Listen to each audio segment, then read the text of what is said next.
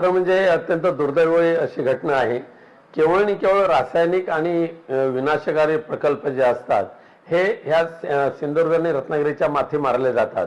आता जो जैतापूरचा अणुऊर्जा प्रकल्पासाठी हजारो एकर जमीन संपादित केली ती जशीच्या तशी पडून राहिलेली आहे। पुनश्च एकदा देवगडमध्ये अणुऊर्जा प्रकल्प आणण्याचा जो प्रयत्न चाललेला आहे आणि अणुऊर्जाच्या माध्यमातून लाखो कोटीची गुंतवणूक दाखवतायत, हजारो रोजगार उपलब्ध करून करण्याचा आमिष दाखवतायत, हे अत्यंत निंदनीय आहे। कोणत्याही परिस्थितीमध्ये अणुऊर्जा सारखे प्रकल्प ह्या कोकणाला योग्य होणार नाहीत हे अनेक वेळेला शास्त्रज्ञांनी सांगितलेलं आहे, अभ्यासकांनी सांगितलं आहे। तरी सुद्धा देवेंद्र फडणवीसांचं सरकार देवगडला अणुऊर्जा प्रकल्प आणतोय हे अत्यंत दुर्दैवी आहे। मला माहिती आहे, माझ्या माहितीप्रमाणे अणुऊर्जा प्रकल्पाला त्यावेळेला देवगडवासियांनी सुद्धा कडाडून विरोध केला होता। आता सुद्धा देवगडवासी अणुऊर्जा प्रकल्पाला विरोध करतील। आम्ही सुद्धा अणुऊर्जा प्रकल्पाला विरोध करणार देवगडमधल्या।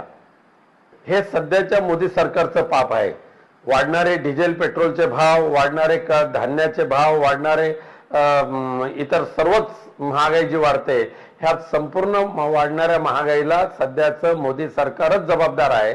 त्यांची परदेश नीती पूर्णपणे फसलेली आहे आणि केवळ अमेरिकेची लागून करण्यासाठी त्यांनी आपल्या देशावर बालंट ओढून घेतलेलं आहे असे बऱ्याच जणांचं म्हणणे, त्यामध्ये तथ्य आहे।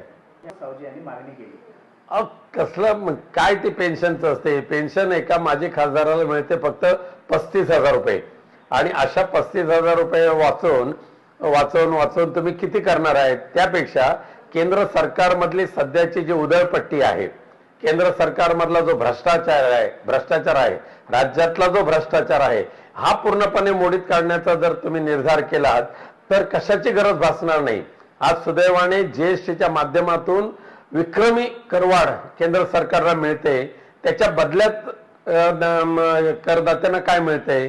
त्यामुळे आज मिळणारा जो रेव्हेन्यू आहे ह्या रेव्हेन्यूवर जर शिस्त आणली, भ्रष्टाचार मुक्त कारभार जर केला तर ह्या देशाला काही कमी पडणार नाही। भीती राहिलेलीच नाहीये। कायद्याला फाट्यावर मारून हे जे नराधम आहेत हे अशा पद्धतीचं दुष्कृत्य करतायत, त्यांच्यामध्ये भीती जर निर्माण करायची असेल, कायद्याचा धाक निर्माण करायचा असेल तर वर्षानुवर्ष खटले चालवण्याच्या ऐवजी एक 3 महिन्याच्या आत बलात्कार झालेला किंवा पोस्कोचा अंतर्गतला जो खटला असेल त्याच्यामध्ये 3 महिन्याच्या आत निर्णय घ्या आणि त्याला शिक्षा करा, तर दहशत तयार होईल, तर असे गैरप्रकार कमी होतील। आणि जे चांगलं जे सिंधुदुर्गात होत असेल तर त्याचं आम्ही स्वागतच करू, पण केवळ बोट समुद्रात बुडवून जर हे सरकार गप्प बसत असेल तर त्याला काय उपयोग नाहीये। त्याचा सदुपयोग करून घेण्याची आवश्यकता आहे। आज सुद्धा सिंधुदुर्ग वैद्यकीय महाविद्यालयाची जी दुरावस्था झालेली आहे, दैनावस्था झालेली आहे, त्याकडे कोणीच पाहत नाहीये। माननीय तत्कालीन मुख्यमंत्री उद्धवजी ठाकरेंच्या मेहरबानीने केवळ आम्ही पुढाकार घेतला म्हणून हे सिंधुदुर्ग वैद्यकीय महाविद्यालय 1000 कोटीच्या तरतुदी सहित मंजूर झालं। पण आज सिंधुदुर्ग जिल्ह्यातली आरोग्याची व्यवस्था अत्यंत दयनीय झालेली आहे आणि त्या वैद्यकीय महाविद्यालयाची पाहणी करणे किंवा त्याची चालना देण्याचं काम आरोग्य मंत्र्यांचं आहे, पालकमंत्र्यांचं आहे। त्यांचे मात्र दलाल तिथे ओरबाडून खातायत आणि गरीब मात्र गरीब लोक जे आजारी होऊन पडतात, सिंधुदुर्ग जिल्हा रुग्णालयात जातात, त्यांना औषधोपचार होत नाही म्हणून त्यांना गोवा बांबोळीला जावं लागतं। हे यांचं सध्याच्या सरकार म्हणजे सिंधुदुर्गातल्या राजनीतीची पद्धत झालेली आहे। एक तर सर्व सिंधुदुर्गवासियांना मान्य करावंच लागेल, केवळ तुम्ही मला निवडून दिलात, मी केलेल्या प्रयत्नामुळे, सुरेश प्रभू साहेबांनी केलेल्या सहकार्यामुळे अनेक वर्षापासूनचा असलेला चिपी विमानतळ आम्ही कार्यान्वित केला, तो चालू केला आणि त्यानंतर 6 महिन्यात आज जवळजवळ 3 वर्ष झाली हा चिपी विमानतळ बंद झालेला आहे। ह्याचं पाप सध्याच्या लोकप्रतिनिधींचं आहे, नाही खासदारांना काय देणं घेणं आहे, नाही या पालकमंत्र्यांना देणं घेणं आहे।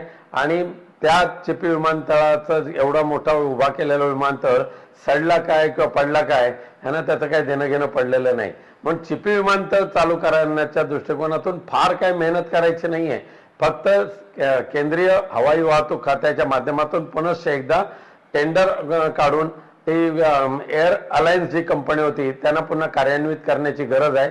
ते करण्यामध्ये मात्र इथले खासदार हे निष्क्रिय ठरलेले आहेत।